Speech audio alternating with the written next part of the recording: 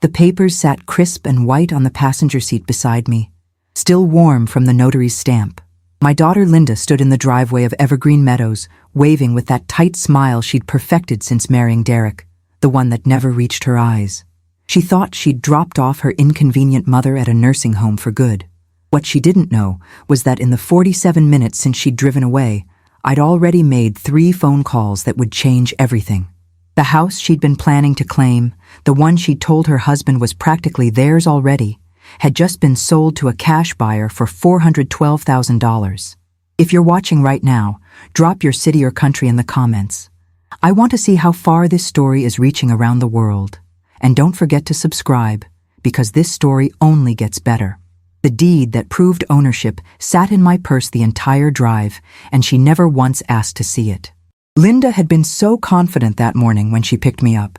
She'd worn her navy blazer, the one she saves for parent-teacher conferences and important meetings, and she'd brought a leather folder full of brochures. "Mom, you're going to love this place," she'd said, setting her coffee in the cup holder with practiced ease. "They have activities every day, and the rooms have those big windows you like." I'd watched her profile as she drove, noticing how she wouldn't quite meet my eyes in the rearview mirror. Derek had been pushing for this for months, I knew. He wanted the house, wanted to flip it or rent it out. They'd been house poor since buying that McMansion in the suburbs. But what they didn't know was that I'd been 3 steps ahead since the day I overheard their Thanksgiving conversation about my deteriorating condition. The so-called deterioration was a myth they'd built together. Yes, I'd forgotten where I'd put my glasses twice. Yes, I'd called Linda by her sister's name once during a stressful week.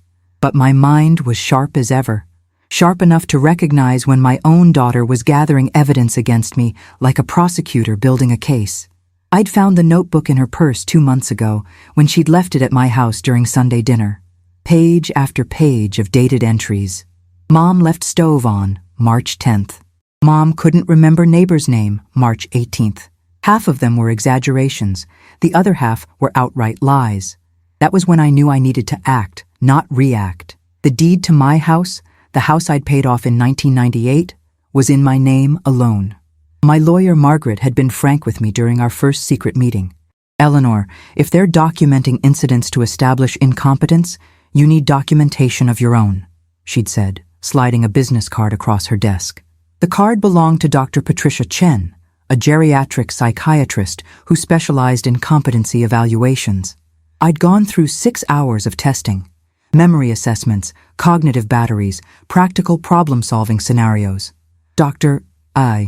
Chen's report was 32 pages long and concluded that I had the mental capacity of someone 20 years younger. That report now sat in a safety deposit box at First National Bank, along with copies of Linda's notebook that I'd photographed page by page. Margaret had been thorough. She'd also been expensive, but my retirement savings could handle it. This was war, and I'd armed myself properly before the first shot was fired. The drive to Evergreen Meadows had taken 43 minutes. Linda had talked the entire way about amenities and social activities, never once asking how I felt about leaving my home. The home where I'd raised her and her sister, where I'd nursed their father through his final illness, where every corner held a memory they were trying to erase. "They have a book club, Mom," Linda had said brightly, turning onto the facility's long driveway. "You love reading." What I loved was my own library, the one I'd built over 40 years, with first editions and signed copies and margins full of my notes. But that wasn't part of their plan. Their plan needed me warehoused and grateful, not independent and inconvenient. The building loomed ahead, all brick and false cheerfulness, with a fountain out front that seemed designed to mask institutional reality. Linda had handled the admission process with disturbing efficiency. She'd pulled out folders of paperwork, medical histories I didn't know she'd requested, financial statements she shouldn't have had access to. The intake coordinator, a woman named Brenda with kind eyes and practiced sympathy, had directed questions to Linda instead of me. "Does she have any mobility issues?" Brenda had asked, as if I weren't sitting right there. Linda had launched into a detailed account of problems I didn't have. I'd sat quietly, watching, waiting. The papers Linda signed without reading included a financial responsibility clause that made her personally liable for $6,200 per month in care costs.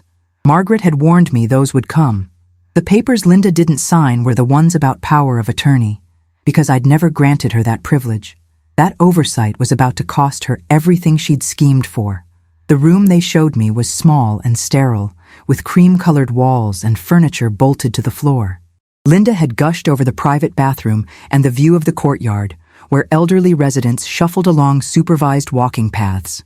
"Isn't this nice, Mom?" she'd said, setting my small suitcase on the bed. I'd packed it myself the night before with clothes I didn't care about, because I knew I wouldn't be staying.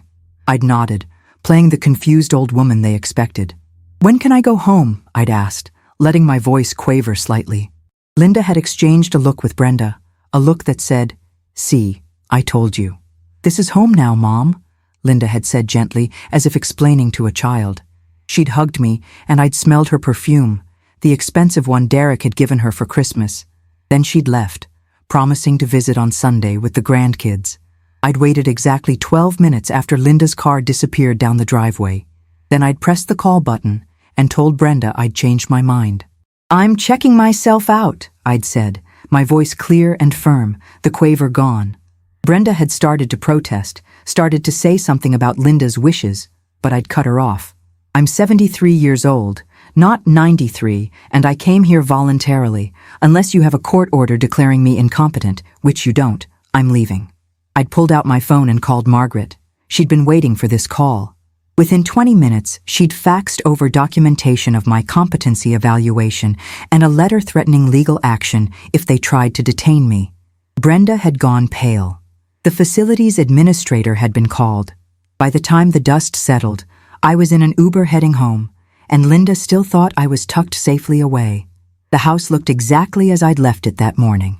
The key turned smoothly in the lock, and I'd stepped into the familiar smell of lavender and old books, the smell of my real life.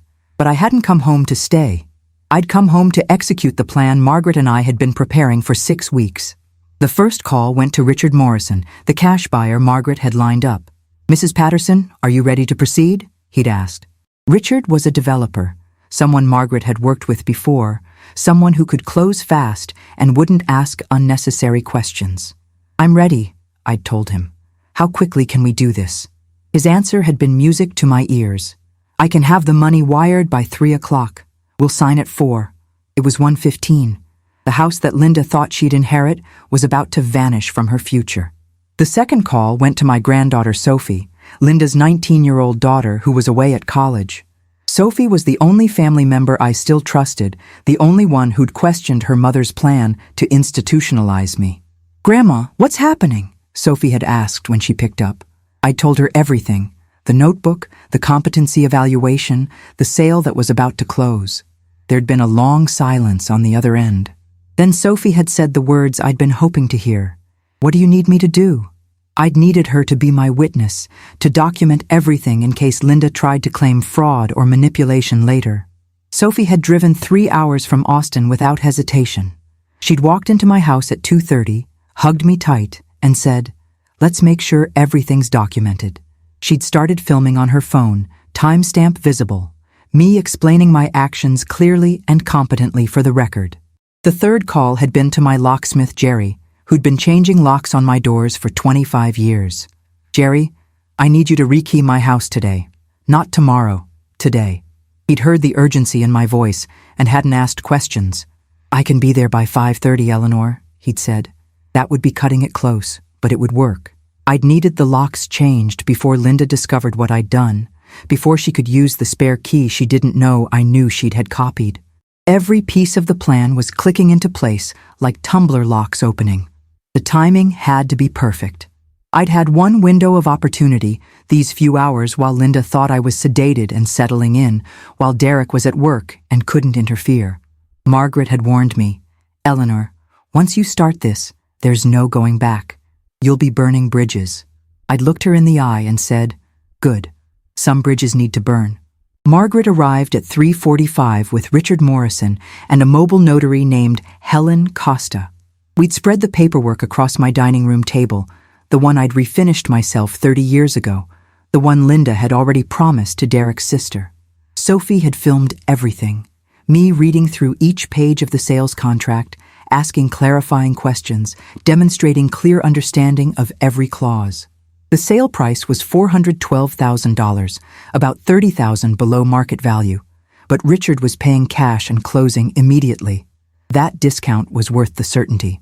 "Mrs. Patterson, you understand this is a final sale? No contingencies?" Helen had asked, her notary stamp poised. "I understand completely," I'd said, signing my name with a steady hand. Margaret had witnessed, Sophie had filmed, and just like that, 47 years of home ownership transferred to Richard Morrison. The house was no longer mine. More importantly, it was no longer Linda's future. The wire transfer confirmation came through at 4:12. Margaret showed me her phone screen. $412,000 minus her fees and closing costs, now sitting in my new bank account at a different institution, one where Linda had never been listed as an authorized contact. $386,000, give or take. Enough to buy a smaller place outright, enough to fund the rest of my retirement on my terms, enough to prove I wasn't the incompetent old woman they'd tried to make me. "Eleanor, what do you want to do about informing Linda?" Margaret had asked. I'd thought about it, then shook my head. Let her find out when she tries to use that key she had copied. Let her call me, panicked, and discover I'm not at Evergreen Meadows anymore. Margaret had smiled, a sharp smile that told me she approved. Some lessons needed to be learned the hard way. Jerry arrived at 5:28, his van loaded with new lock sets and deadbolts. Sophie had helped me choose them.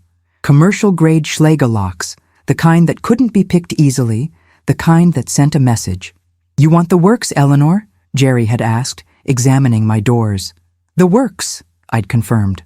Front door, back door, side garage entrance, all rekeyed with new combinations that only I would have. Jerry had worked efficiently, his drill whirring in the late afternoon quiet. Neighbors probably wondered what was happening. Mrs. Chen from next door had walked by with her dog and waved. I'd waved back, normal as anything. By 6:15, Jerry was packing up his tools and handing me 3 sets of new keys on a ring. "Nobody's getting in here without your permission," he'd said. I'd paid him in cash from the envelope I'd withdrawn that morning, back when I'd still been pretending to prepare for nursing home admission. Sophie and I had sat in my kitchen afterward, drinking tea from my good china, the set my mother had given me. "Grandma, Mom's going to lose it when she finds out," Sophie had said, cupping her hands around the warm porcelain. She wasn't wrong. Linda's reaction was going to be nuclear, but I'd been preparing for that too. "Sophie, I need you to understand something," I'd said, looking at my granddaughter, seeing so much of myself in her direct gaze. "Your mother wasn't trying to help me. She was trying to help herself. There's a difference." Sophie had nodded slowly. "I know. I heard them talking at Christmas, Mom and Dad. They were already planning how to renovate this place, turn it into a rental property. They had spreadsheets. That confirmation, from someone I trusted, from Linda's own daughter, solidified everything. I hadn't been paranoid. I'd been perceptive. The sun was setting when Sophie left, promising to keep her phone on, promising to be available when the explosion came. I'd stood at my front window, watching her car pull away, watching the neighborhood settle into its evening routine. Lights flickered on in windows. Families sat down to dinner. Everything looked normal, but nothing was. I'd just executed a plan that would shatter my relationship with my daughter, probably permanently, and I felt no regret. What I felt was relief, the kind that comes from taking control when everyone expects you to be helpless. Margaret had left copies of all the documentation, the sale contract, the deed transfer, the competency evaluation, the photos of Linda's notebook. Everything was in a file cabinet I'd locked with yet another new key.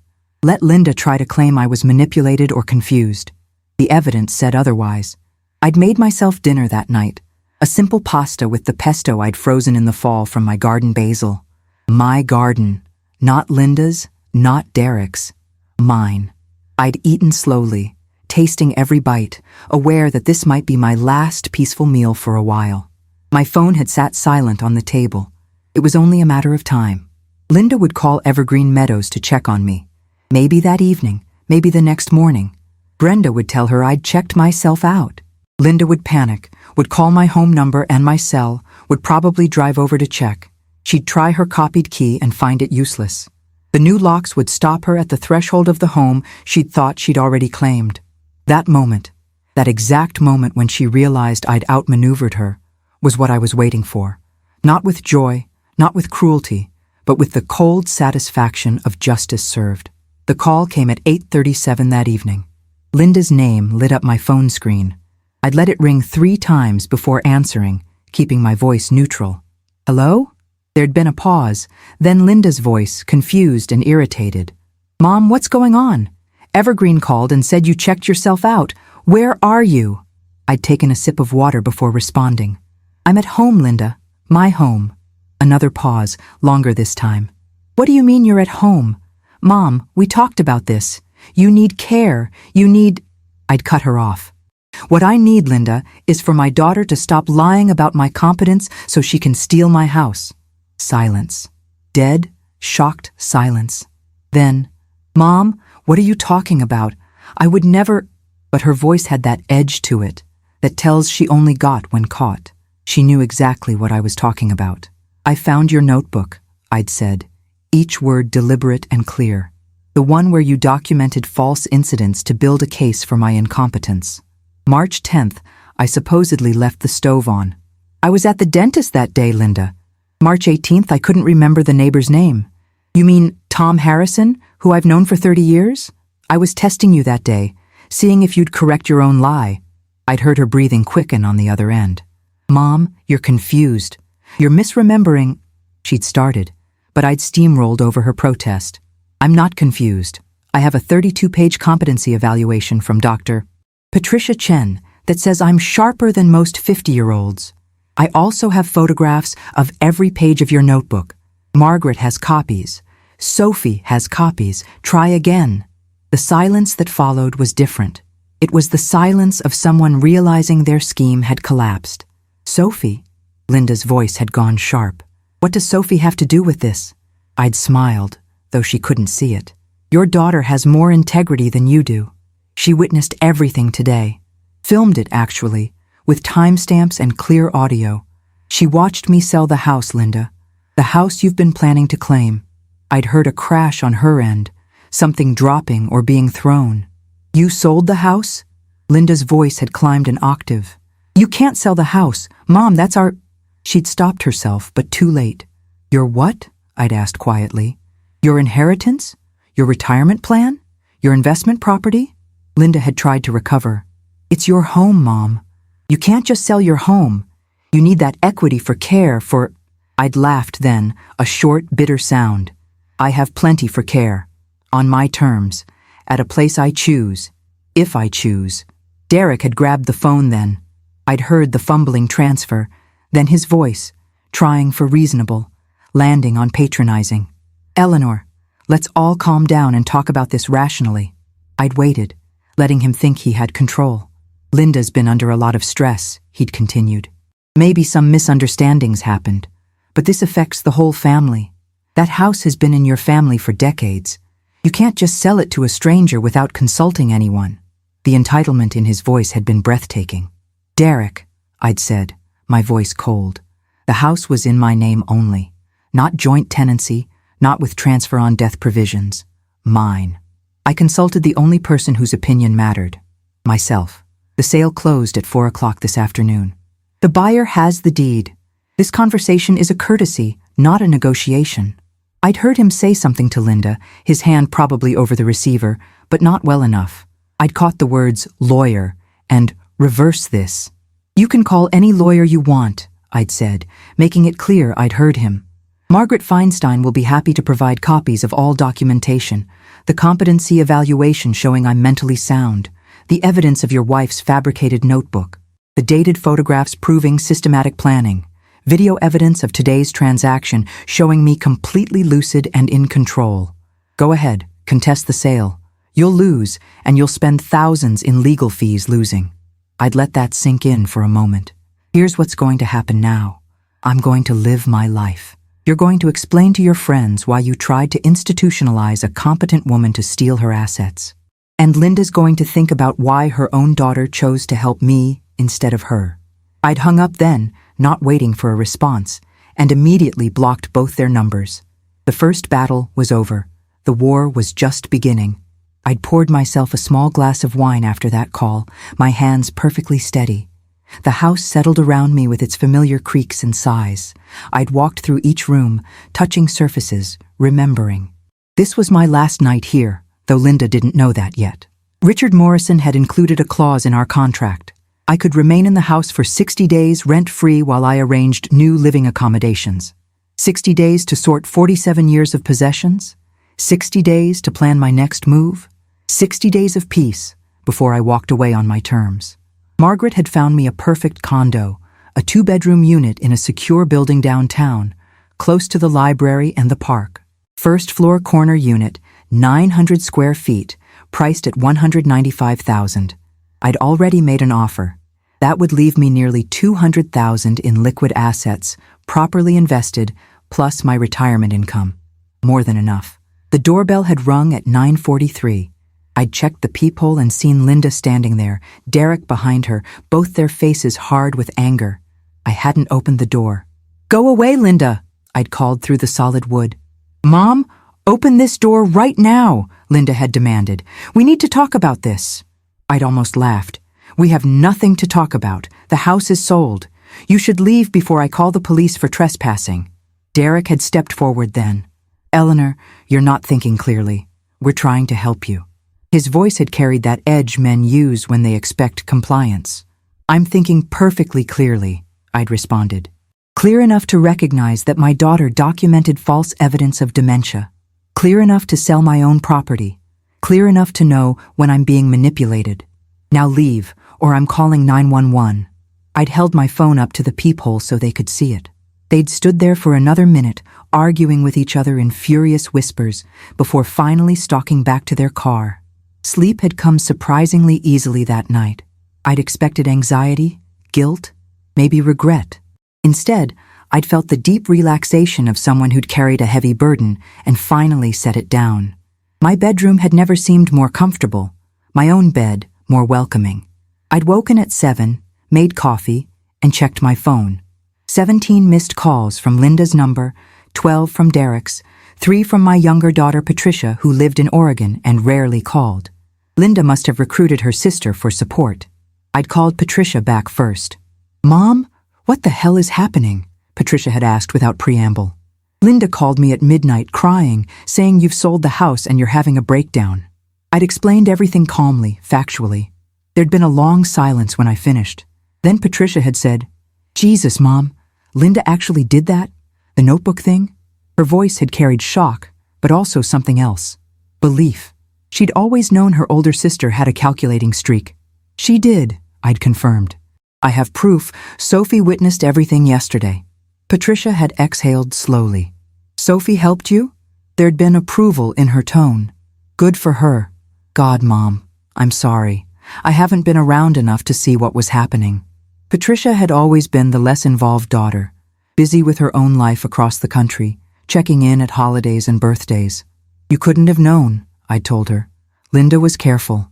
But Patricia, I need you to understand something. I'm not having a breakdown. I'm not confused. I took control of my own life before it could be taken from me." My younger daughter had been quiet for a moment. "What do you need from me?" she'd asked. That question, so different from Linda's demands, had almost broken my composure. "Just believe me," I'd said. "When Linda tells her version, just remember you heard mine first." Patricia had promised, and I'd believed her. At least one daughter still trusted me. The next few days had developed a strange rhythm. I'd started packing, sorting through decades of accumulation, deciding what would fit in a 2-bedroom condo and what needed to go. Sophie had come back on Saturday, bringing boxes, and her boyfriend, Marcus, who'd offered muscle for furniture moving. "Grandma, where do you want to start?" Sophie had asked, surveying my crowded attic. We'd worked methodically, creating piles. Keep, donate, sell, trash. I'd found boxes of Linda's childhood artwork, her report cards, photographs of school plays and birthday parties, evidence of a girl I'd raised with love, evidence that made her recent betrayal cut deeper. Sophie had noticed me lingering over a photo of 8-year-old Linda, grinning gap-toothed at the camera. "You don't have to get rid of those, Grandma," she'd said gently. I'd packed them carefully in a box marked Patricia instead. Let someone who still cared about family hold these memories. On Monday, Margaret had called with news. Eleanor, Linda's hired an attorney. James Kowalski does a lot of elder law. He's filed a motion claiming undue influence and requesting a competency hearing. I'd expected this. We'd prepared for it. When's the hearing? I'd asked. 2 weeks, Judge Brennan's courtroom. But Eleanor, this is good news. It gets everything on the record. Kowalski's going to try to prove you were manipulated or incompetent. We're going to prove the opposite, and we're going to introduce evidence of Linda's scheme. Margaret had sounded almost pleased. A court battle would be expensive, emotionally draining, and public. It would also be definitive. I'm ready, I told her. Make sure Sophie's video is in evidence. Make sure they see the notebook photos. I want a judge to know exactly what my daughter did. Margaret had assured me everything was prepared. Dr. Chen would testify. Richard Morrison would confirm I'd been completely lucid during the sale. Sophie would provide her eyewitness account. The house had slowly emptied over those 2 weeks. I'd donated furniture to charity, sold pieces through an estate service, given away kitchen items to neighbors. Mrs. Chen from next door had taken my grandmother's china cabinet. Are you sure, Eleanor? She'd asked, running her hand over the carved wood. I'm sure, I'd told her. I want it to go to someone who'll appreciate it. The house began to echo as rooms cleared. I'd walked through empty spaces, remembering. Here was where Linda took her first steps. There was where Patricia had hidden during thunderstorms. That corner was where my husband Tom had set up his workbench.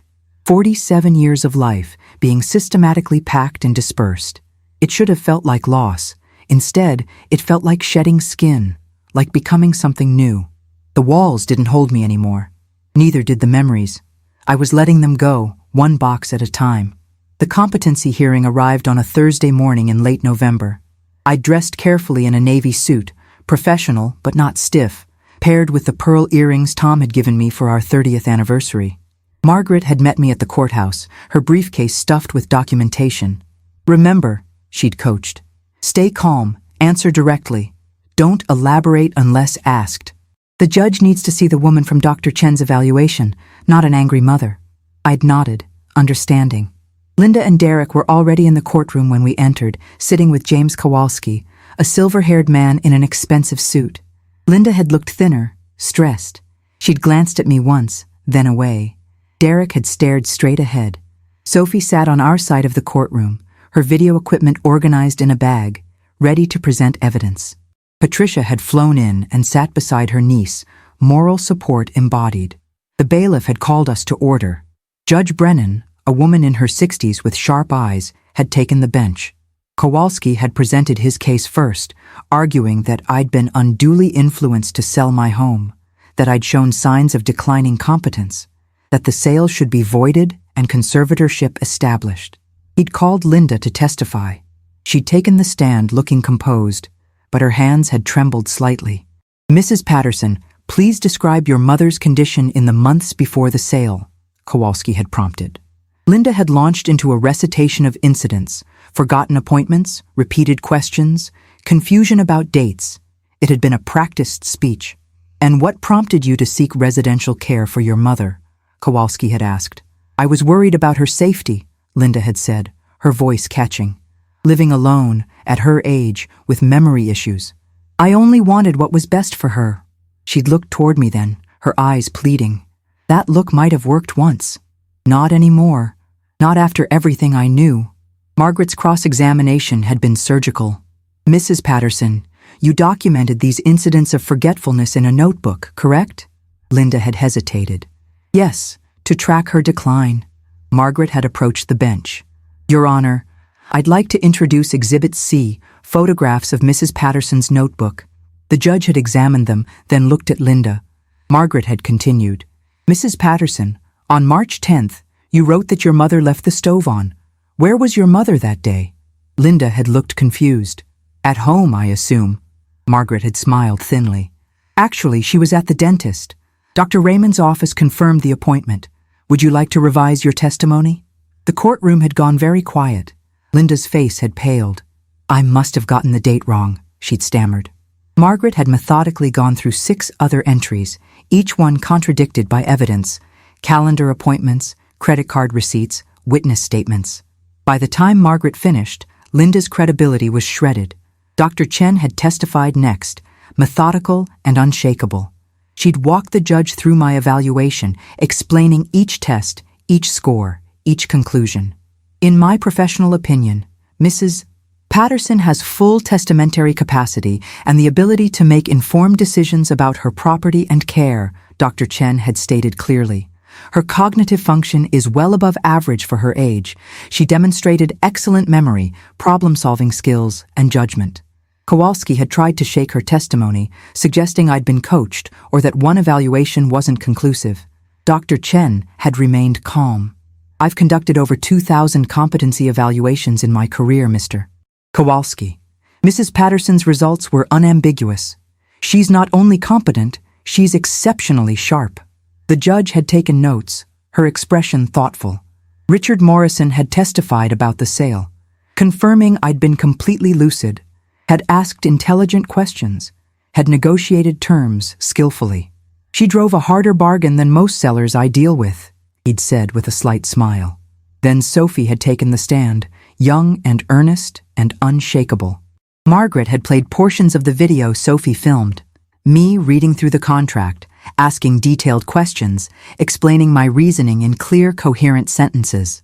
The timestamp was visible throughout, proving the sequence of events. Sophie, why did you help your grandmother that day? Margaret had asked. Sophie had looked directly at her mother before answering. Because she asked for help, and what she was doing made sense.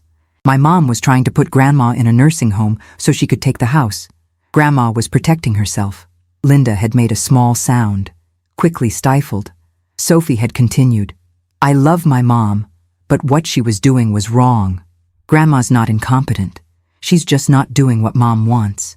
That testimony from Linda's own daughter had landed like a bomb. Even Kowalski had looked shaken. I'd been called to testify last.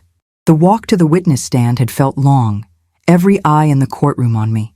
I'd been sworn in, my hand steady on the Bible.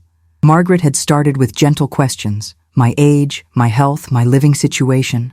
Then, Mrs. Patterson, why did you sell your house? I'd looked at the judge, not at Linda. Because I discovered my daughter was fabricating evidence of dementia to justify institutionalizing me so she could claim my property. I sold it to protect my autonomy and my assets. Straightforward, factual. Do you regret the sale? Margaret had asked. I'd considered the question honestly. I regret that it was necessary. I don't regret the action itself. Kowalski's cross-examination had been aggressive, trying to paint me as vindictive, as overreacting to a daughter's concern. I'd remained calm, answering each question with precision, never losing composure. Mr. Kowalski, I'd finally said, if someone you loved was documenting lies about you to steal your home, how would you react? Judge Brennan had taken less than an hour to deliberate. When she'd returned, her expression had been stern. I've reviewed all evidence and testimony presented today, she'd begun. The documentation clearly shows that Mrs. Eleanor Patterson is fully competent to make decisions regarding her property and care. The notebook entries submitted as evidence of decline are contradicted by factual records. The competency evaluation is thorough and conclusive. The video evidence shows Mrs. Patterson acting with full awareness and intent. She'd looked at Linda then. Mrs. Patterson, your concern for your mother might have been genuine initially, but the evidence suggests it became something else. This court finds no grounds for conservatorship and no basis to void the property sale. Motion denied. The gavel had come down with finality. Linda had slumped in her seat. Derek had put his arm around her. I'd felt no triumph, just exhausted relief. It was over. Legally, definitively over. Outside the courtroom, Patricia had hugged me tight. Mom, I'm so sorry you had to go through this. Sophie had joined the embrace. Margaret had shaken my hand, professional satisfaction in her eyes. You did well in there, Eleanor. Kowalski didn't land a single blow. I'd thanked her, knowing her bill would be substantial, but worth every penny. Linda and Derek had left through another exit, avoiding us. I'd watched their retreating backs and felt something crack inside me. Not my resolve, but something softer. That was my daughter, the child I'd raised, walking away from me because I wouldn't let myself be victimized. The cost of justice was the death of our relationship. I'd known it would be, but knowing didn't make it hurt less. Patricia had seen my expression. "Give it time, Mom," she'd said gently. "Maybe someday she'll understand." I'd nodded, not believing it. Some bridges, once burned, couldn't be rebuilt. The condo had been ready for move-in by early December. Patricia and Sophie had helped me settle in, unpacking boxes, arranging furniture in the smaller space. I'd kept only what mattered: my books, my mother's quilt, photographs of better times, Tom's workbench tools that I couldn't bear to discard. The condo was bright, secure, and entirely mine. No memories of Linda's betrayal haunted these walls. I could build something new here. My first night alone in the space, I'd stood at the window looking out at the city lights, feeling something I hadn't felt in months. Peace. The battle was over. I'd won, not just legally but personally. I'd proven I wasn't the helpless old woman they'd tried to make me. I'd proven I could still protect myself, still make hard choices, still fight when necessary. That knowledge was worth more than the house I'd sold. Christmas had been quiet that year. Patricia had invited me to Oregon, but I'd declined, not ready for family gatherings that would include awkward explanations and forced cheer. Sophie had come over on Christmas Eve, bringing homemade cookies and a gift wrapped in paper she'd decorated herself. We'd watched old movies and talked about everything except Linda. It was enough. On Christmas morning, I'd woken in my new bedroom, sunlight streaming through unfamiliar windows, and felt grateful. Not happy exactly, but grateful to be autonomous, to be safe, to be free from manipulation. I'd made myself breakfast, called Patricia, and spent the afternoon reading by the window. It wasn't the Christmas I'd imagined having at 73, but it was mine, chosen and controlled by me alone. That counted for something. That counted for everything, actually, in ways I was still learning to appreciate. January brought unexpected developments. Richard Morrison had called me with a proposition. "Mrs. Patterson, I've renovated your former home. Beautiful work, if I say so myself. I'm getting ready to list it, and I thought you might want to see it before it goes on the market." I'd been surprised by the invitation, and even more surprised by my desire to accept it. "I'd like that," I told him. We'd arranged a time for the following Thursday. When I'd pulled up to the house, my house for 47 years, I'd barely recognized it. The exterior had been repainted a soft gray with white trim. The garden I'd neglected in my final months there had been professionally landscaped. Richard had met me at the door, smiling. "Come see what we've done." I'd stepped inside and found it transformed. Walls removed to create open spaces, kitchen completely redone, hardwood floors refinished to gleaming perfection. It was beautiful. It was also not my home anymore. It was a product, a commodity, ready for new owners to create their own memories. "What do you think?" Richard had asked, watching my face. I'd walked through rooms I'd known intimately, now barely recognizable. "It's lovely," I'd said honestly. "You've done excellent work." In the master bedroom where Tom had died, where I'd spent countless nights, the walls were now painted a serene blue. The carpet we'd chosen together in 1989 was gone, replaced with modern tile. Every trace of us had been erased, and somehow that was comforting. The house wasn't wounded. It wasn't full of ghosts. It was renewed, ready for a fresh start, just like me. "Richard, thank you for showing me this," I'd said. "I needed to see that it's okay, that it's going to be fine without me." He'd nodded, understanding more than I'd said. "Everything moves forward, Mrs. Patterson. Houses, people, all of it. That's not sad. That's just life." He was right. The house had sold within a week for $465,000. Richard had made a nice profit, and I'd felt no resentment about it. That was business, and I'd gotten what I needed from the transaction: freedom and security. What I hadn't expected was the letter that arrived in February, forwarded from my old address. The return address said, Linda Patterson, and I'd stared at it for a full minute before opening it. Inside was a single page, Linda's handwriting, the careful script I'd taught her as a child.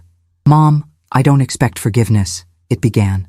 "I'm not even sure I deserve a response, but I need you to know that I understand now what I did." Sophie helped me see it, made me read the evidence, really look at it. I was so focused on what I thought was right, on keeping you safe, that I stopped seeing you as a person with autonomy. I convinced myself you needed protection, when what you needed was respect. I'm sorry." The letter had continued for another paragraph, explaining her fear of losing me, her panic about my aging, her misguided belief that she knew better than I did what I needed. It didn't excuse anything. It didn't undo the damage, but it was something, a crack in the wall between us. I'd set the letter on my kitchen counter and looked at it for days, uncertain how to respond, or if I should respond at all. Patricia had called me that week, and I'd mentioned the letter. "What are you going to do?" she'd asked. "I don't know," I'd admitted. "Part of me wants to throw it away. Part of me wants to believe she means it." Patricia had been quiet for a moment. "Mom, you don't have to decide right now. You don't have to decide at all. Whatever you choose is okay." That permission to feel conflicted, to not have easy answers, had been exactly what I needed to hear from someone who loved me. Sophie had visited that weekend, and I'd shown her the letter. She'd read it carefully, then handed it back. "She means it, Grandma," Sophie had said. "She's been a mess since the hearing. She quit her job, actually. Told Dad she needed time to figure out who she is without trying to control everything around her." That information had shocked me. Linda had been a marketing director for 12 years, proud of her career, defined by her professional success. "She quit?" I'd repeated. Sophie had nodded. "She's in therapy now, real therapy, not just crisis management. She talks about you a lot, about how she failed you, how she became the thing she was afraid of." I'd absorbed this, trying to reconcile the Linda I'd known with this person Sophie described. People could change, I supposed. The question was whether I had the energy or desire to witness that change, to be part of it. March brought my 74th birthday. Patricia had flown in, and Sophie had organized a small dinner at my favorite Italian restaurant. Just the three of us, quiet and comfortable. They'd given me gifts, books, a cashmere scarf, a framed photo of the three of us from Sophie's college graduation. No one mentioned Linda's absence, but it hung over the table like smoke. As we were finishing dessert, Sophie had pulled out her phone. "Grandma, Mom asked me to show you something. You don't have to watch it, but I promised her I'd offer."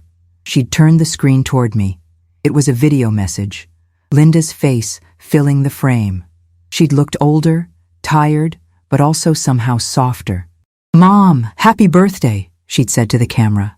"I know I have no right to send this, but I wanted you to know I'm thinking of you. I'm working on being a better person, a person who listens instead of controlling. I hope you're happy. I hope you're well." That's all I wanted to say. The video had ended. I'd sat there for a moment, processing. Then I'd looked at Sophie. "Tell her thank you for the message," I'd said carefully. "Tell her I received it." Sophie had smiled, small but genuine. That was all I could offer right now. Acknowledgement. Not forgiveness, not reconciliation, but acknowledgement that Linda existed and was trying. It was a start, maybe. Or maybe it was just a moment of grace in an otherwise severed relationship. Time would tell. Patricia had reached across the table and squeezed my hand. "That was generous, Mom," she'd said. I'd shrugged. "I'm not doing it for her. I'm doing it for me. I don't want to carry anger forever. It's too heavy." That was the truth of it. Anger had served its purpose, had fueled my fight for autonomy, but I didn't want it as a permanent resident in my life. I wanted peace more than I wanted vindication. That was growth, I supposed. Spring arrived, and with it, a rhythm to my new life. I joined a book club at the library, made friends with my neighbors, volunteered at a literacy center teaching adults to read. My days were full and purposeful, no longer defined by family obligation or conflict. I'd proven I could build a life on my terms, and that life was surprisingly satisfying.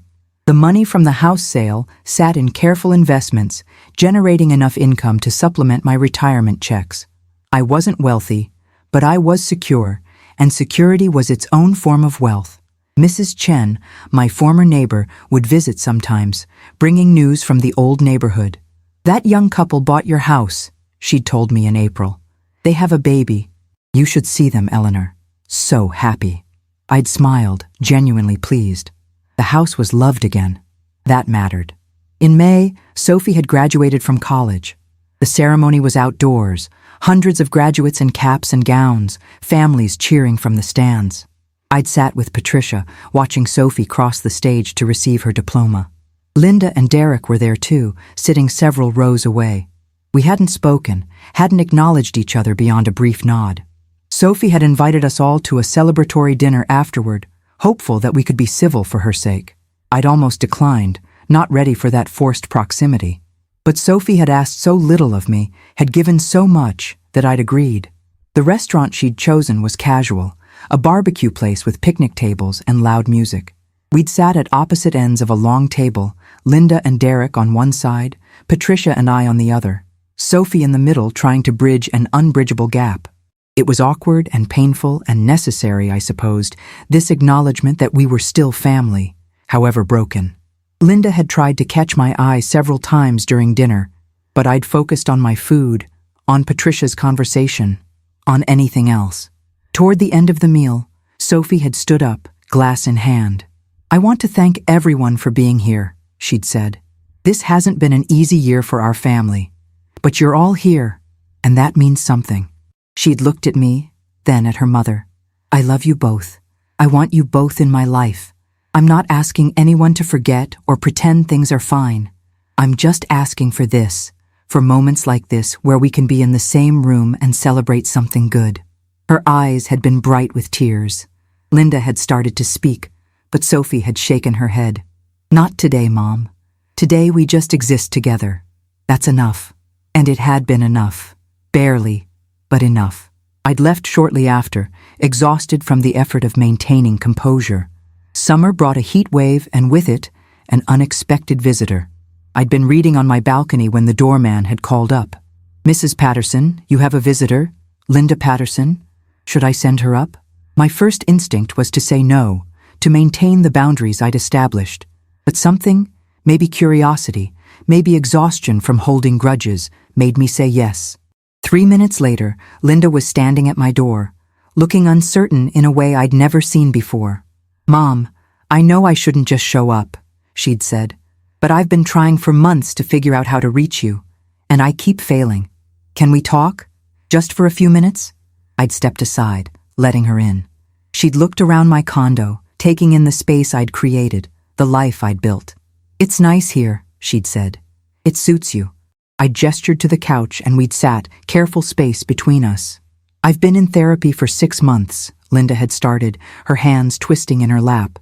"I'm trying to understand why I did what I did. My therapist says it was about control, about fear of losing you, about my own anxiety around aging and mortality. None of that excuses it." She'd looked at me then, really looked.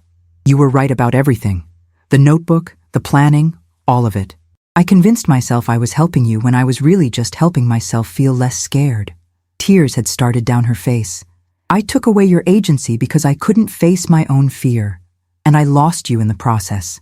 I'd sat there watching her cry, feeling oddly detached. This was the apology I'd wanted months ago. Now it felt both too late and too little. "Linda," I'd said quietly, "I appreciate you telling me this. I do, but I don't know what you want from me." She'd wiped her eyes, nodding. "I don't want anything, actually. That's what I'm learning. I spent so long wanting things from you, needing you to be a certain way, to need me, that I never just let you be yourself."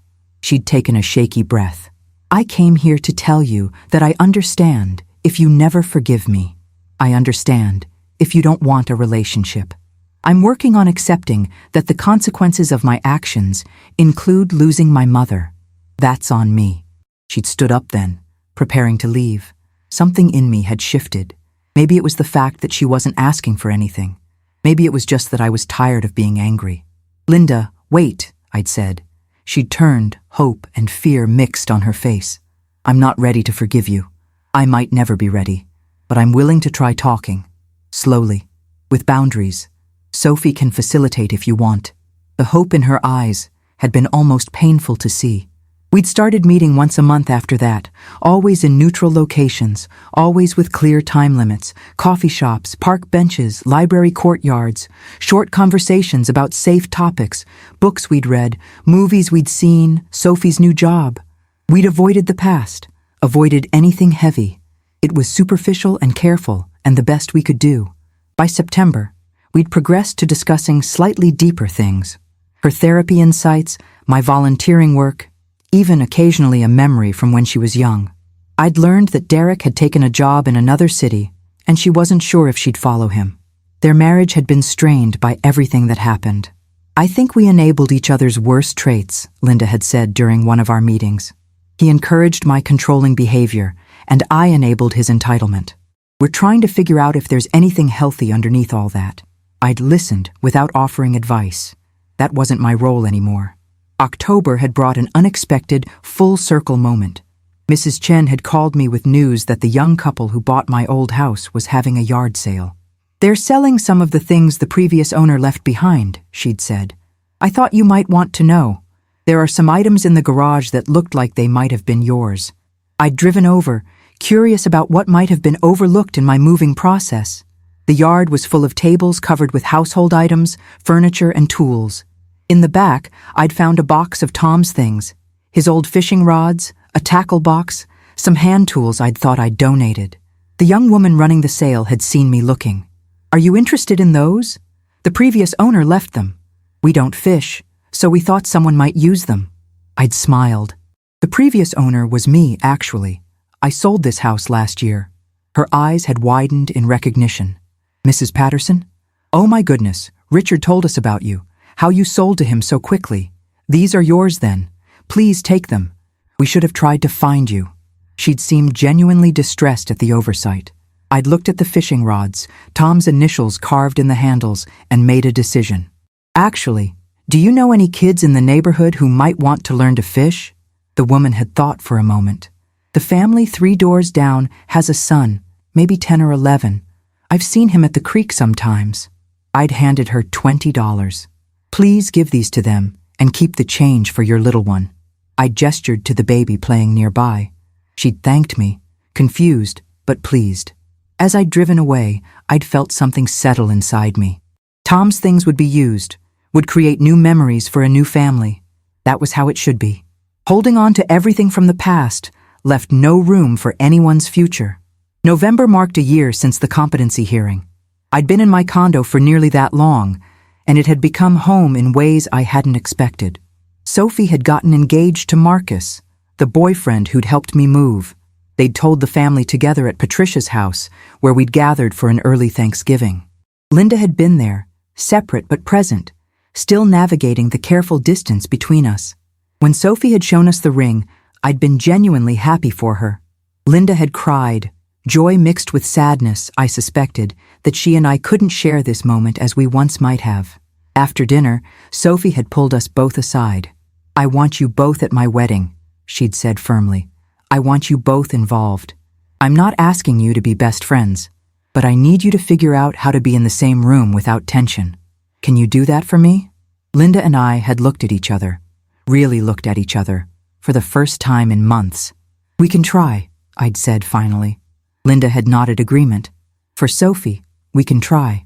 That promise had hung between us, fragile but real. Over the next few weeks, we'd met several times specifically to discuss the wedding, how to navigate it, how to set boundaries that would let Sophie have her day without family drama overshadowing it. It had been harder than I'd expected, bringing up all the old hurt, but also somehow healing. In those conversations, I'd seen glimpses of the daughter I'd raised, the one who existed before fear and control had twisted her into someone I didn't recognize. "Mom, I know I destroyed your trust," Linda had said during one of those meetings. "I know that might never come back, but I want you to know I'm different now, or I'm trying to be. I'm learning to sit with my fear instead of trying to control everyone around me." I'd nodded, acknowledging her effort without committing to anything more. December arrived again, a full year since my first Christmas in the condo. This time, Patricia hadn't invited me to Oregon because we were gathering at Sophie's apartment for a combined celebration. Small, intimate, the family that remained. Linda would be there, and Derek too, though their divorce papers had been filed in November. They were trying to end things amicably, both acknowledging their marriage had been built on foundations that couldn't support growth. Sophie had cooked, Marcus had decorated, and when I'd arrived with Patricia, the apartment had smelled like cinnamon and pine. Linda was already there, helping in the kitchen. We'd greeted each other carefully, but without hostility. Progress, of a sort. Dinner had been surprisingly comfortable. We'd talked about Sophie's wedding plans, Patricia's new job, Marcus's family. Linda had been quiet but present, laughing occasionally, participating without dominating. At one point, she and I had been alone in the kitchen for a moment. "Thank you for being here," Linda had said quietly. "Thank you for trying." I'd looked at her, seeing the lines stress had carved around her eyes, the gray she was no longer dyeing away, the softer edges that therapy and loss had created. "I'm not doing it for you," I'd said, but without the sharpness those words might once have carried. "I'm doing it for Sophie, and maybe a little for myself. I don't want to spend whatever years I have left carrying this weight." Linda had nodded, accepting that truth. "That's fair. That's more than fair." We'd stood there in Sophie's small kitchen, the sounds of laughter from the other room reaching us, and something had shifted. Not forgiveness, not yet, maybe not ever fully, but acceptance, maybe. Recognition that we were both flawed people who'd hurt each other, and that moving forward didn't require forgetting, just required choosing not to be defined by the past anymore. That was enough for now. That might always be enough. The new year had brought Sophie's wedding planning into full swing. She'd asked me to help choose flowers, and Linda to help with the reception venue. Separate tasks, careful delegation, but both of us included. I'd appreciated Sophie's thoughtfulness, her understanding that Linda and I needed our own spaces even within family events. The wedding was set for June, a garden ceremony at a vineyard outside the city. Something beautiful and new, Sophie had said. A place with no history for any of us, fresh ground. Smart girl, my granddaughter. She'd inherited more than just my stubbornness. In March, during a flower selection appointment, Linda had shown up unexpectedly. Sophie had looked between us, nervous. "I hope this is okay. The florist had a scheduling conflict, and this was the only time both of you could come." It was manipulation, gentle but clear. Sophie wanted to push us together. I could have been angry. Instead, I'd laughed. "You're subtle as a brick, sweetheart." Sophie had grinned, unrepentant. The appointment had been awkward at first. Linda and I had stood on opposite sides of the flower shop, offering opinions to Sophie without addressing each other. But flowers had a way of neutralizing tension, their beauty demanding attention. "The peonies are gorgeous," I'd said, touching a pale pink bloom. "They were at my wedding," Linda had added quietly. "Yours and Dad's." I'd looked at her, surprised she remembered. "And mine," I'd said. "My mother carried them." A moment of shared memory, fragile and unexpected. We'd both looked at Sophie. "Peonies, then?" she'd said, smiling. The rest of the appointment had been easier. We'd even laughed together once when Marcus, who'd stopped by, had confidently declared that all flowers looked the same. "You're marrying him?" Linda had asked Sophie, mock serious. "We can still call this off." The old Linda, the one from before everything broke, had flickered through in that moment. I'd seen her and felt a pang of loss for what we'd had. April brought an unexpected health scare. I'd felt off for a few days, dizzy and short of breath, and Patricia, visiting for the week, had insisted on taking me to the emergency room. Tests had been run, monitors attached, doctors consulted. Nothing serious, it turned out, just medication interactions that needed adjusting.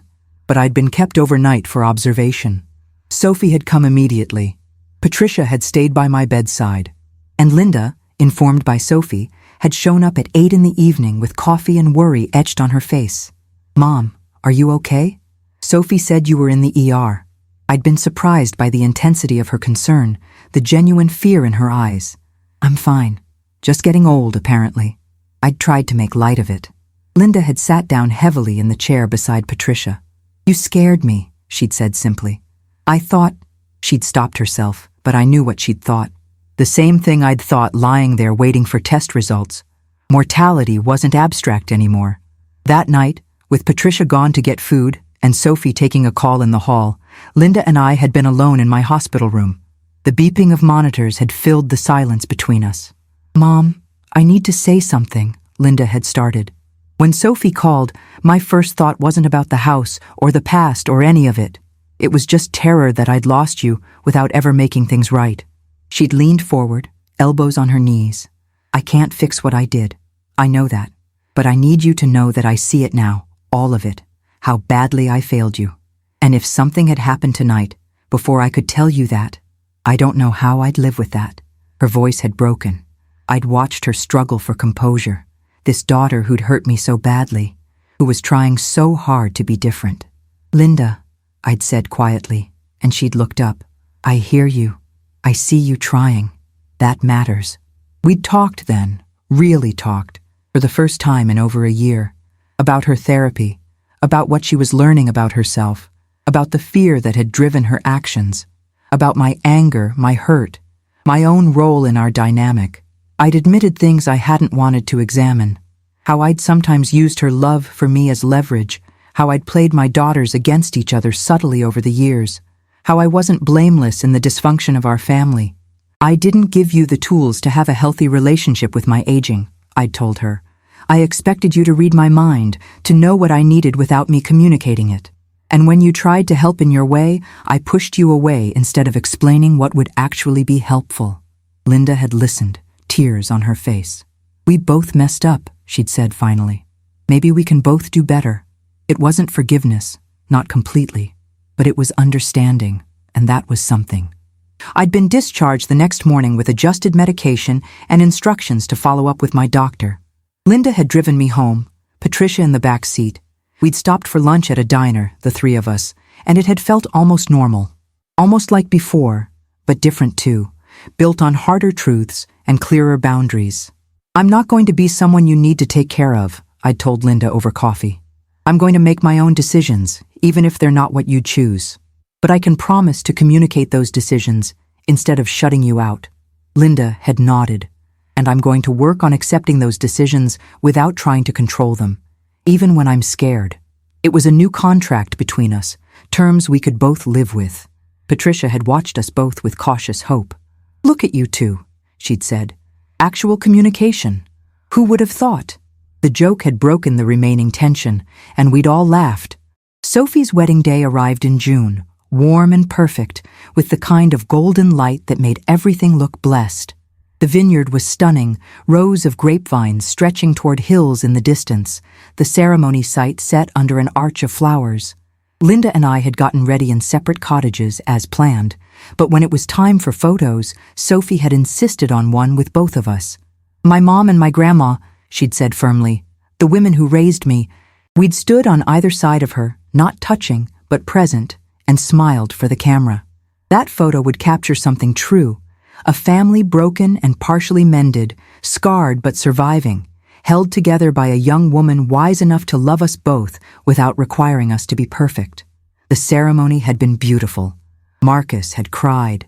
Sophie had been radiant, and Linda and I had sat in our separate rows watching our girl begin her new life. At the reception, Linda had approached me during dinner. "Mom, can I talk to you for a minute?" We'd walked to the edge of the vineyard, away from the celebration. The sun was setting, painting everything gold and rose. "I wanted to give you something," Linda had said, pulling an envelope from her purse. "I'm not trying to buy forgiveness or make some grand gesture. This is just something I need to do." I'd opened the envelope and found a check for $62,000. "What is this?" I'd asked, confused. "The nursing home," Linda had said. "I signed financial responsibility for your care that day. They've been billing me since you left. Derek wanted to contest it, but I paid it, all of it. It's my debt, my responsibility. The last of it was paid this month." She'd looked at me steadily. "This check is from selling the house Derek and I owned, my half. I want you to have it." I'd stared at the check, at this sacrifice Linda had made. $62,000 over a year of nursing home bills for a stay that lasted less than an hour, all because she'd signed papers without reading them. Papers meant to trap me. The irony was sharp. "Linda, I don't need this," I'd said. "I'm financially stable." She'd nodded. "I know, but I need you to have it anyway. I need to pay for what I did, literally and figuratively. Please." I'd looked at my daughter, at the woman she was trying to become, and made a decision. "I'll take it on one condition. It goes into a trust for Sophie and Marcus, for their future. From both of us." Linda's eyes had filled with tears. "Yes, that's perfect. Thank you." We'd stood there as the sun finished setting, not quite reconciled, but no longer enemies. The path back to any kind of normal relationship would be long, might never fully arrive. But we were on it, walking slowly, and that was something neither of us had thought possible a year ago. The months after the wedding had brought a new rhythm to our family. Linda and I met regularly now, not just for Sophie's sake, but because we'd started to rebuild something of our own. It wasn't the mother-daughter relationship we'd had before. That was gone, destroyed by her betrayal and my response. But it was something new, something built on honesty instead of assumption, on boundaries instead of enmeshment. We'd never be what we were. We might become something better, or at least something more real. Patricia had watched our progress with cautious optimism. "I never thought I'd see you two in the same room without tension," she'd said during a family dinner at my condo. "It's like watching a miracle in slow motion," Linda had laughed. "More like watching two stubborn women decide that being right matters less than being at peace." That was accurate. We'd both chosen peace finally, over vindication. In September, I'd celebrated my 75th birthday with my family around me. Linda had helped Sophie plan it, the two of them working together on decorations and food. Derek hadn't come, his absence notable but not mourned. He and Linda had finalized their divorce over the summer, splitting assets and agreeing to a clean break. "I think we both knew it was over the day of the competency hearing," Linda had told me. "We just didn't want to admit we'd built our entire marriage on sand." She'd seemed lighter without him, more herself. The birthday party had been small and perfect. Sophie and Marcus, Patricia, Linda, Mrs. Chen from my old neighborhood, a few friends from my book club and volunteer work. We'd eaten too much cake and told stories, some old, some new. Linda had given me a framed photo, the 3 generations of women from Sophie's wedding. "To remind you," she'd said simply, "that we made it through." I'd hugged her then, the first real hug in nearly 2 years.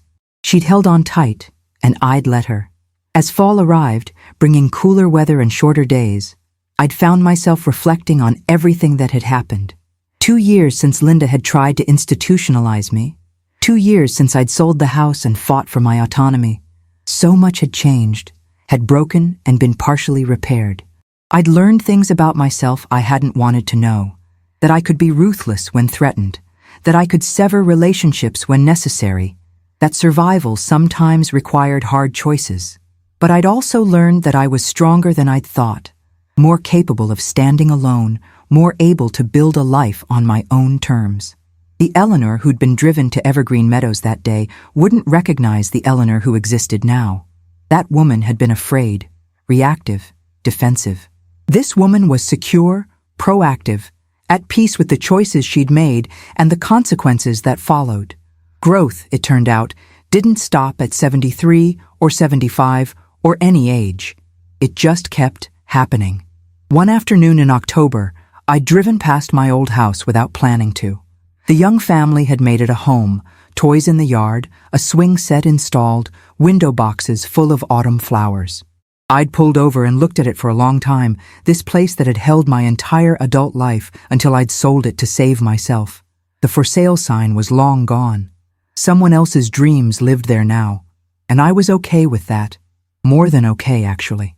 I was grateful. That house had served its purpose.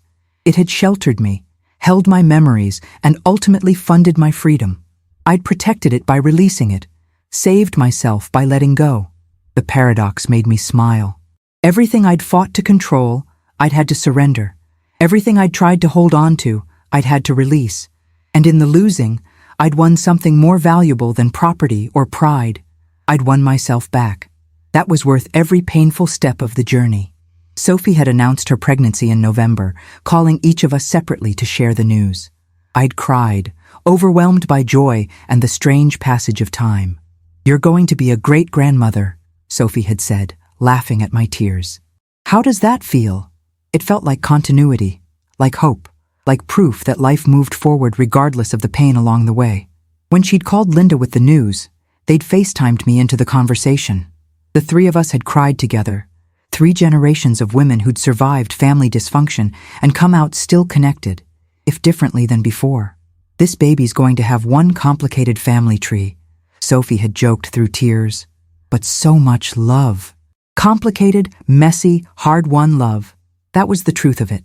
Love didn't guarantee easy relationships.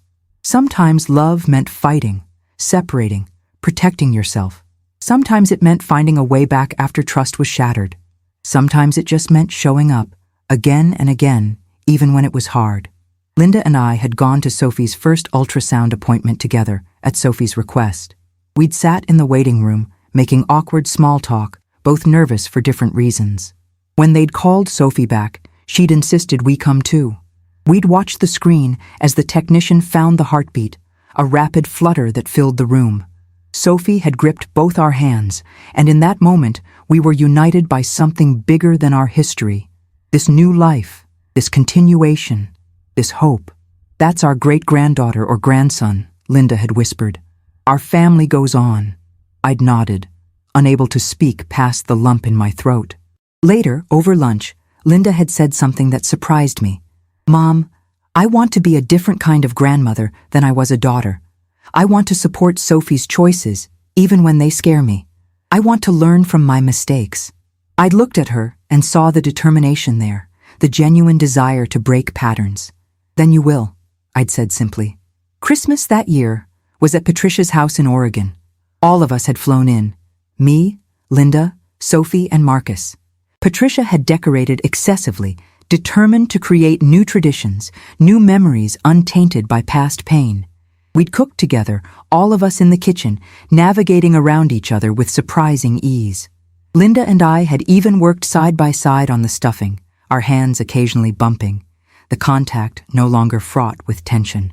Over dinner, Patricia had raised her glass. To family, she'd said. The family we're born with, and the family we choose to keep being, even when it's hard. We'd all drunk to that.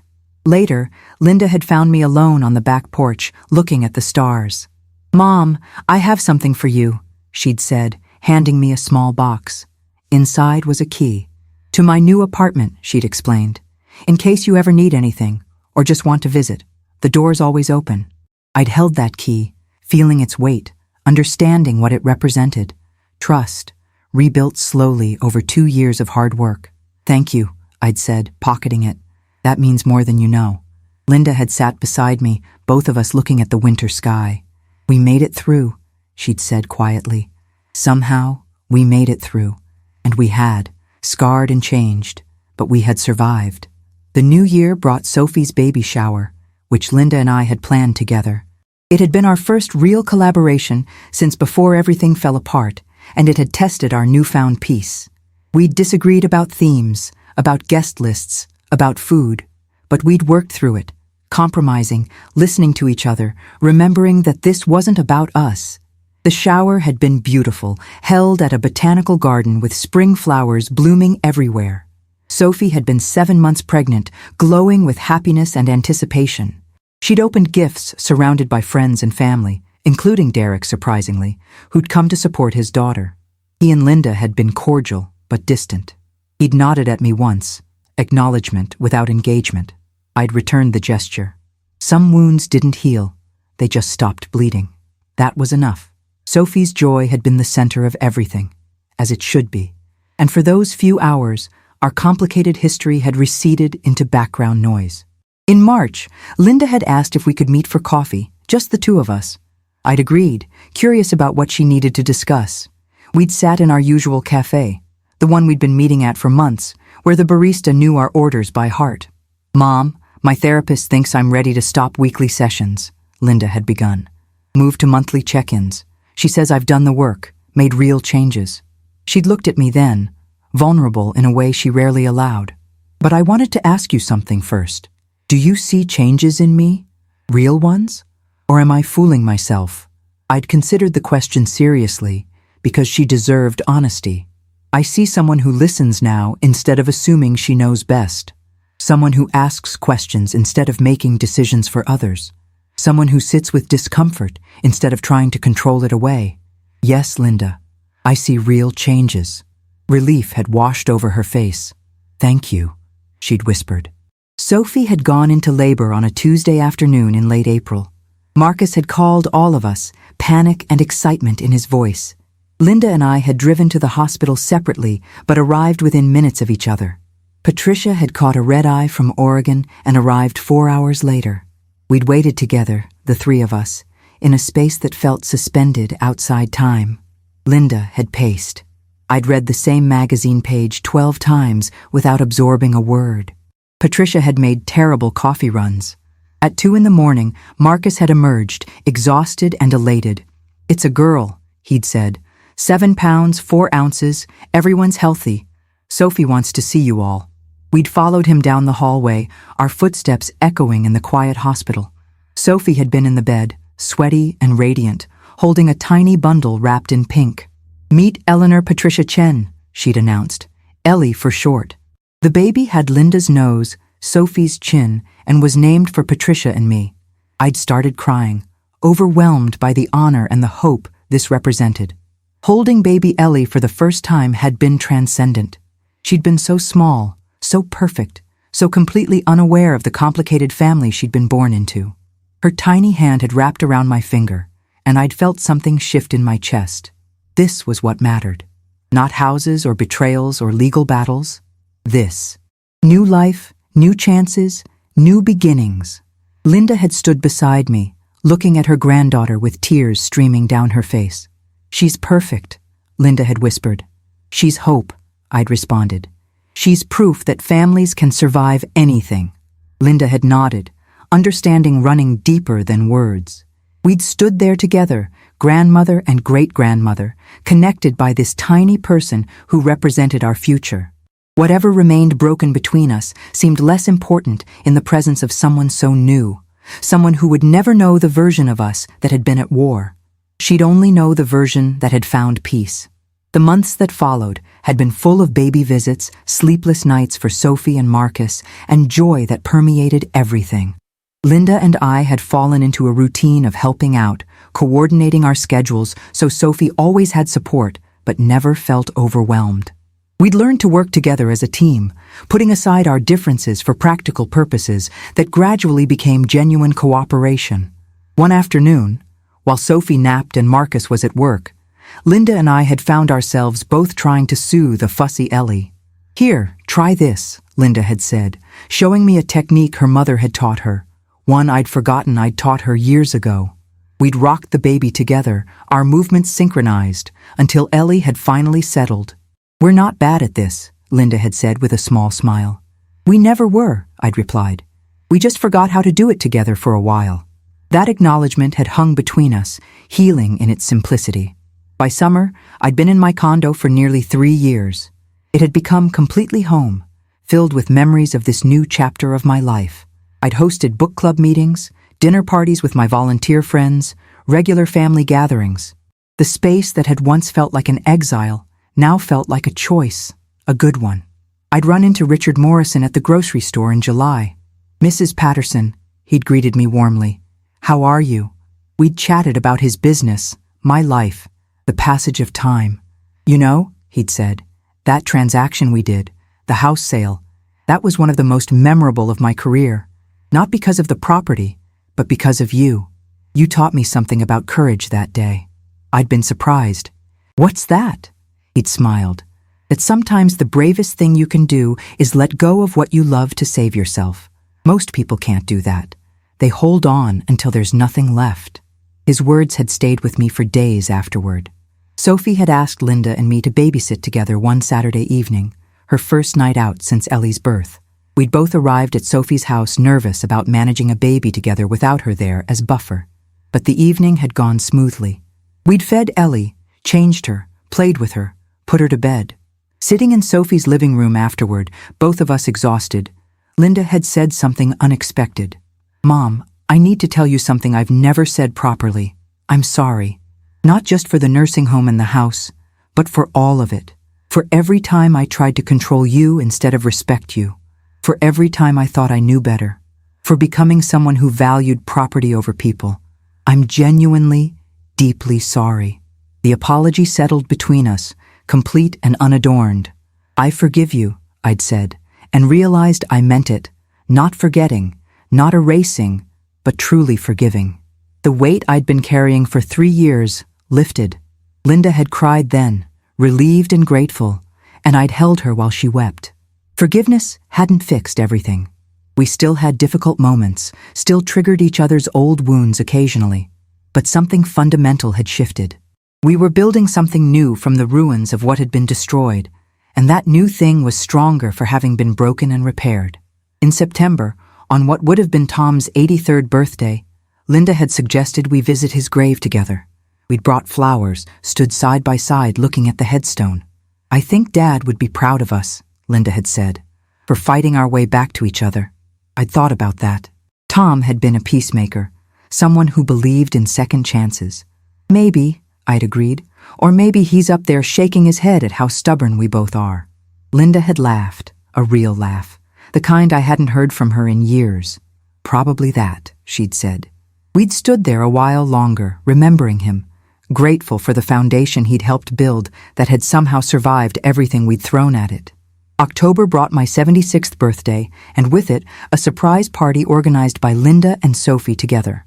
They'd rented a room at the Botanical Garden, invited everyone from my book club, my volunteer work, the neighbors from my condo building, even Mrs. Chen from my old neighborhood.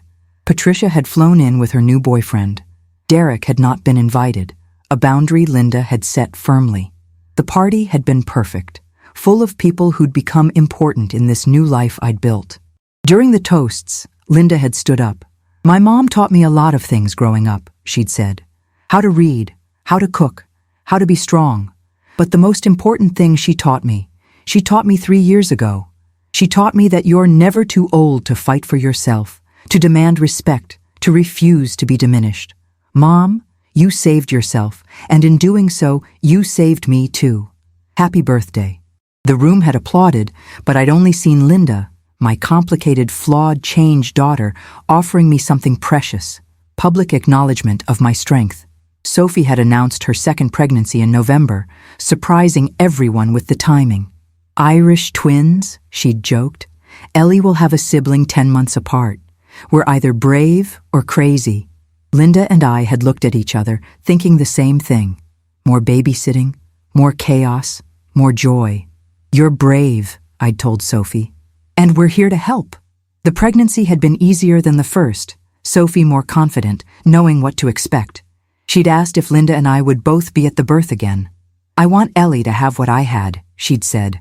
"A whole family, messy and complicated, but there."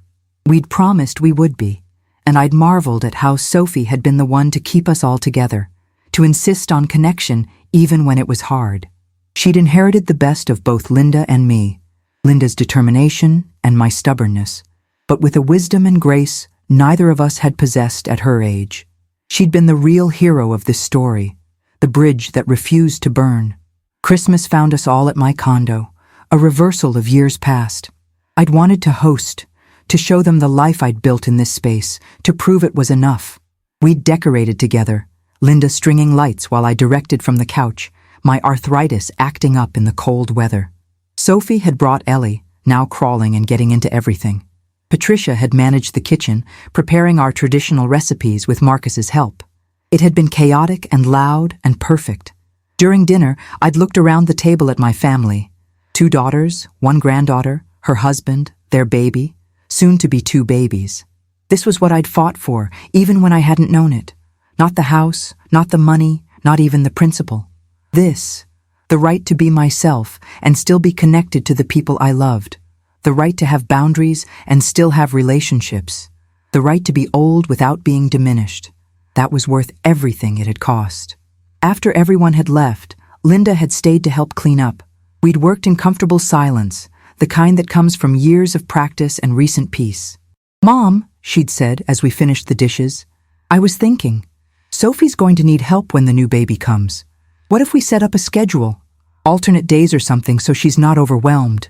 I'd smiled at her thoughtfulness. "That's a good idea. We work well together now. Who would have thought?" Linda had dried her hands, then turned to face me. "I would have thought, eventually. I always knew we'd find our way back. I just didn't know what it would cost or what we'd look like when we got here." She'd been right. We were different people now, shaped by conflict and resolution. We'd never be what we were, and that was okay. What we were now was real, built on truth instead of assumption, on forgiveness instead of resentment. That was better. The new year arrived with its usual promise of fresh starts. Sophie's second baby, a boy they named Thomas after my late husband, arrived in February during a snowstorm. Linda and I had both been there, waiting together. Easier this time, practiced. When Marcus had brought us back to meet Thomas, Sophie had been radiant despite her exhaustion. 2 kids, she'd said wonderingly. I'm officially outnumbered. Linda had held Thomas while I held Ellie, who'd been brought in to meet her brother. The baby had looked so much like Tom, with his strong features and steady gaze. He's going to be trouble, I'd predicted, just like his great-grandfather. Sophie had laughed. I hope so. The world needs more good trouble. We'd stayed until evening, Linda and I, helping where we could, soaking in the chaos and joy of new life. Driving home separately, I'd thought about everything that had led to this moment. The betrayal, the fight, the slow healing. Without all of it, we wouldn't be here. Some paths to peace required walking through fire first. Spring brought routine, babysitting schedules, family dinners, the ordinary magic of everyday life. Linda had started dating someone, a retired teacher named Paul, who made her laugh and didn't try to control her. She'd been nervous introducing him to the family, worried about our judgment. But Paul had been kind and genuine, and more importantly, he'd treated Linda as an equal partner. He's good for you, I told Linda after meeting him. He sees you, really sees you. Linda had smiled, relieved. He does, and he has no interest in managing my life. It's refreshing. Watching her in a healthy relationship had been healing in its own way, proof that people could learn, could grow, could break old patterns. If Linda could do it, anyone could. That gave me hope not just for her, but for everyone who'd ever felt trapped by their own history. Change was possible. It was hard and slow and required tremendous courage, but it was possible. In April, Margaret had called with unexpected news. Eleanor, remember that competency evaluation Dr. Chen did? She's been asked to speak at a legal conference about elder autonomy and is using your case as an example. With your permission, of course. I'd been surprised, but pleased. What aspect is she focusing on? Margaret had explained that Dr. Chen wanted to talk about how families sometimes used concern as cover for control, and how thorough evaluation could protect vulnerable adults while also empowering them. Your story, Margaret had said, has become important in legal circles. How you protected yourself, how you used the system correctly. It's a case study in doing it right. I'd given my permission, proud that my painful experience might help others recognize when help becomes control, when concern becomes coercion. If my fight could make it easier for someone else to stand up for themselves, then maybe it had meaning beyond my own survival. Sophie's children grew quickly, as children do. Ellie started walking, then running, then talking in full sentences that astounded us all. Thomas became a happy, easy baby who rarely cried. Linda and I had settled into our grandmother and great-grandmother roles with surprising harmony. We'd learned each other's strengths. Linda was better at active play, I was better at quiet activities. She handled bedtime, I handled breakfast. We'd created a system that worked, built on mutual respect and clear communication. One afternoon, watching Linda play with Ellie in Sophie's backyard, I'd been struck by how different she was from the woman who'd driven me to Evergreen Meadows 4 years ago. That woman had been driven by fear and control. This woman was driven by love and trust. The transformation had been hard-won, earned through therapy and humility and consistent effort. She'd done the work. That deserved recognition. You're a good grandmother, I'd told her later. Better than I was a mother sometimes. Linda had looked at me, surprised. You were a great mother, Mom. I just wasn't a great daughter for a while. Summer brought reflection. I'd been in my condo for 4 years, had been estranged from Linda for 2 of those, reconciling for 2 more. The journey from betrayal to forgiveness had been longer and harder than I'd ever imagined. But sitting on my balcony one evening, watching the sunset paint the sky impossible colors, I'd felt something close to contentment. My life was smaller than it had been in some ways, larger in others. I'd lost a house but gained autonomy. I'd lost a relationship with my daughter but gained a more honest one in its place. The math didn't quite balance, but it didn't need to. Life wasn't about balance. It was about authenticity, about fighting for your truth, even when it cost everything. I'd done that. I'd stood up when standing up meant standing alone, and I'd survived. More than survived, I'd thrived. That was enough. That was everything. In September, the young couple who'd bought my old house had invited me to a barbecue. "We've heard so much about you from Mrs. Chen," the wife had said on the phone. "We'd love for you to see what we've done with the place." I'd accepted, curious and a little nervous. The house looked beautiful, completely transformed, but with echoes of what it had been. They'd kept the built-in bookshelves I'd installed, the window seat Tom had made. "We kept these because they had such good energy," the husband had explained. Their son, now 12, had learned to fish with Tom's old rods. "Those rods are magic," he'd told me seriously. "I catch something every time." I'd smiled, touched by the continuation. My life, Tom's life, our years in this house hadn't been erased. They'd been built upon, transformed into something new, but still connected to what came before. That was the right way to honor the past, not by preserving it in amber, but by letting it become the foundation for what came next. Linda had been offered a job opportunity in another state in October, a good position with better pay. She'd agonized over it, torn between career advancement and staying near family. "What should I do, Mom?" she'd asked over coffee. I'd thought about it carefully before responding. 4 years ago, I would have told you what I thought you should do. Now I'm going to ask you, what do you want? Linda had looked at me, understanding the significance of the question. "I want to stay," she'd said finally. "The money would be nice, but Sophie's here, the babies are here, you're here, Paul's here. I don't want to start over somewhere else. I'm happy here." I'd nodded, proud of her for making a choice based on connection rather than achievement. "Then stay," I'd said simply. "The right job will come." And it had, 3 weeks later, a position at a local nonprofit that paid less but fulfilled her more. She'd taken it without hesitation, proof that she'd learned what mattered. November brought my 77th birthday, celebrated quietly with just immediate family. Sophie had made my favorite meal, pot roast with all the sides I loved. The babies had been there, Thomas trying solid foods for the first time, making faces that had us all laughing. Patricia had video called from Oregon, unable to travel, but wanting to be part of it. Linda had given me a gift that had made me cry, a photo album she'd made, chronicling our journey from estrangement to reconciliation.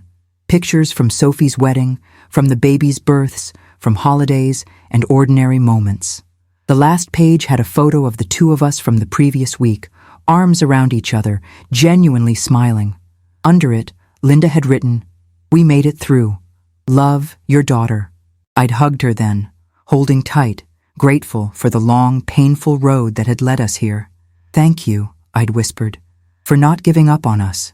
She'd whispered back, "Thank you for fighting back. I needed someone to stop me.